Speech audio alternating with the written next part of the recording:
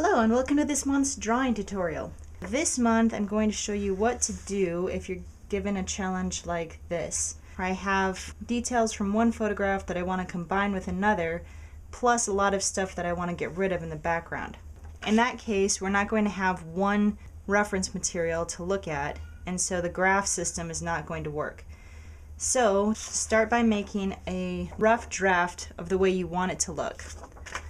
So let's see what happens if I have one little girl here. This is her head, and I have the shoulder line, the line going through the body, foot and foot. Now on top of that I'll create a bit of detail. So you see how in this rough sketch I still start with the largest shapes, and that enables me to go really quickly and get down just the essentials here. Here's a foot, bottom of a foot, here's a pointing foot, elbow, arm, and she's holding some flowers.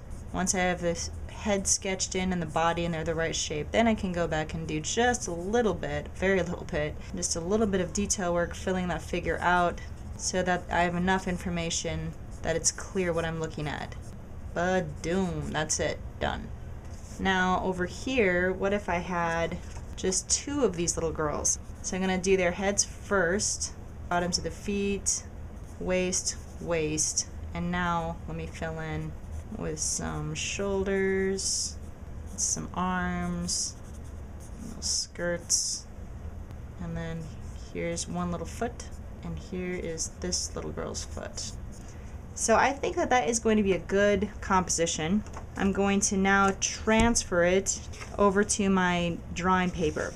Even though I'm not going to use a grid, I'm still going to use this as my reference picture.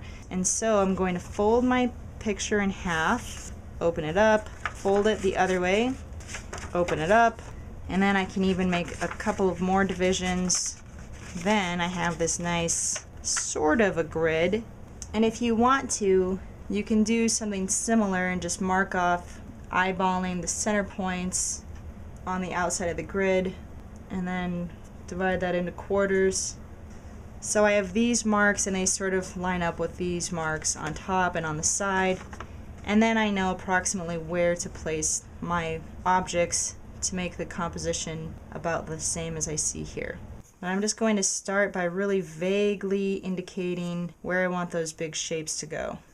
So this is the bottom of the foot, bottom of the foot. I don't want anything that's going to be hard to erase before I've determined that the size of the figure is right.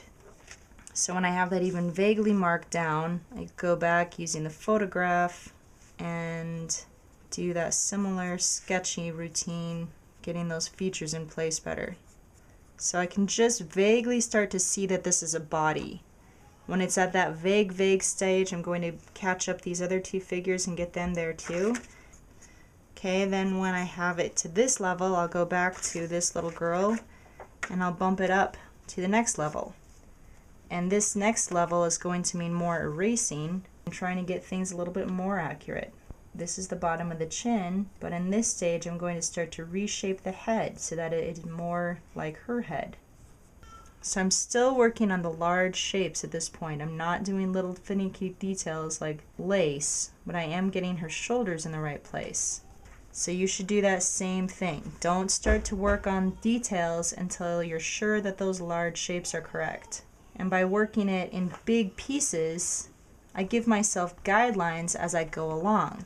By jumping back and forth, I'm also making sure that I'm relating these girls to this girl so that I don't wind up with one character that's far the wrong size, for instance.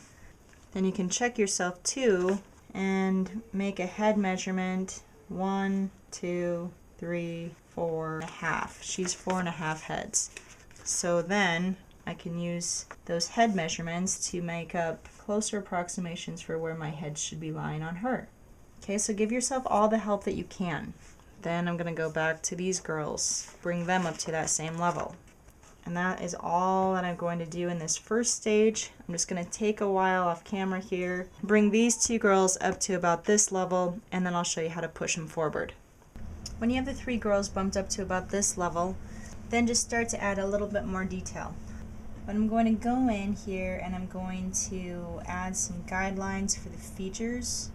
So this girl looking down, her eyes swoop down like this, then the nose is parallel to the eyes and the mouth is parallel to the nose.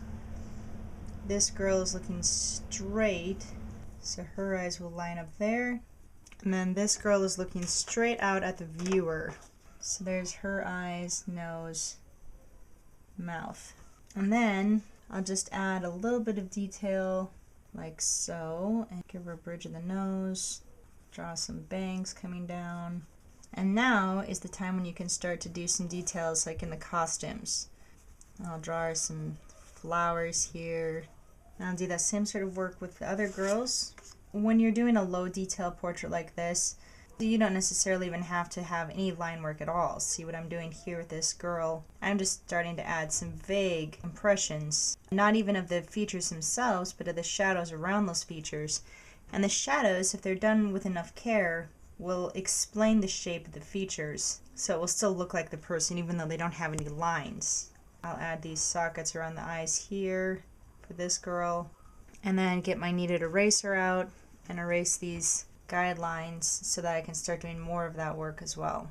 And I'm also going to use a tortillon and blend at the same time. These girls are just so small that it's just going to take a touch to give some shading to those features. So I can do that really quickly with a little slightly dirty stomp and be done in practically one pass. See, I'm just adding a little bit of shading. I'll push those ears back.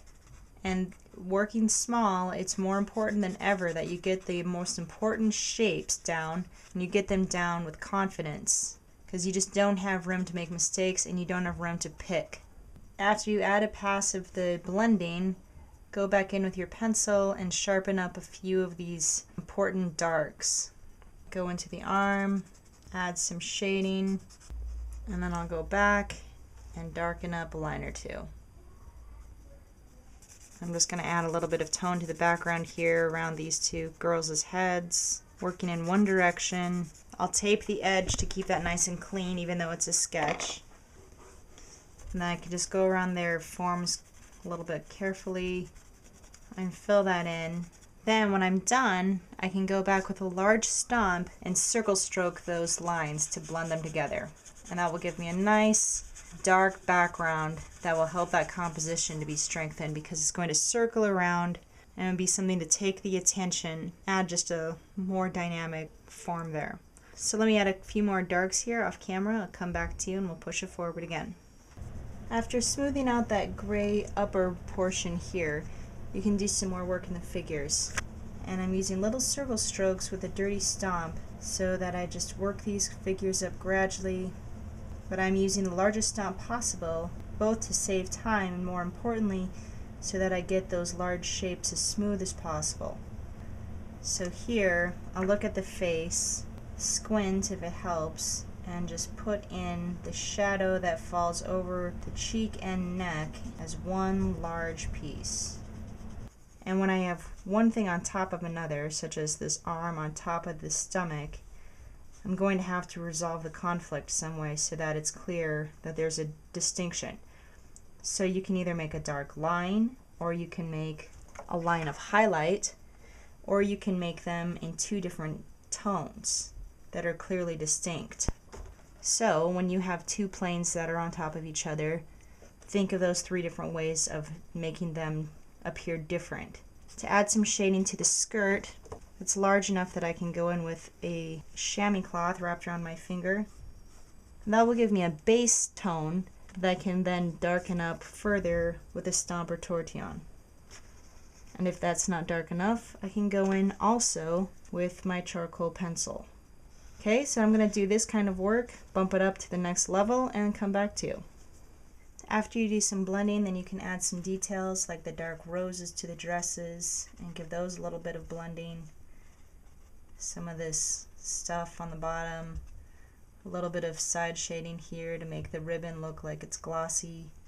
And then we're going to add that line to the bottom. This will give them something to be standing on. So then you have to decide what you want to do with that. So what I'm going to do is add a little bit of shading to the back end and then just blend forward. So nothing too detailed. And here's what I mean by blending it forward. I'll just use a large stomp or tortillon, blend back and forth, and then come down a little bit with some circle strokes, which will make that a more gradual transition. And then again, you need to be aware of those 3 different ways to divide the planes from each other. Here I'm going to darken and then also pull out a highlight. And I can add some shading to this leg. And again, darken up the bottom of that foot.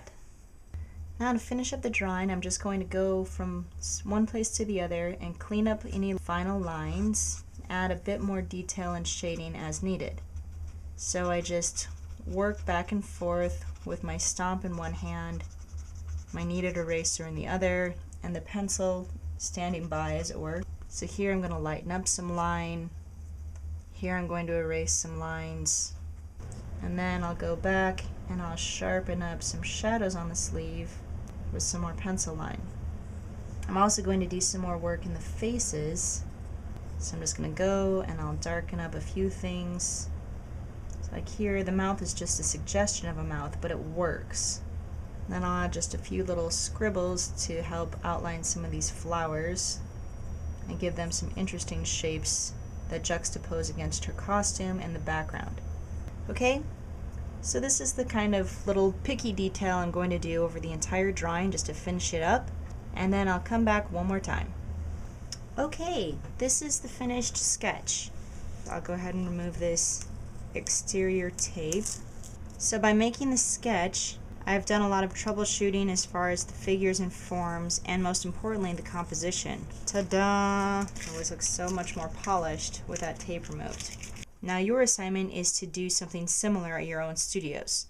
So I want you to find elements that you like in 2 different photographs, and then start by making a really quick study like this. Then you can fold it or you can mark on it as needed if you need some guidelines. Then translate your charcoal study into a more finished drawing like this. So this is an excellent exercise for learning how to find strengths out of different photographs and how to look at the most important elements to make a strong composition without getting bogged down by details or unnecessary chaos in the background. So that concludes this month's drawing tutorial. Thanks so much for watching.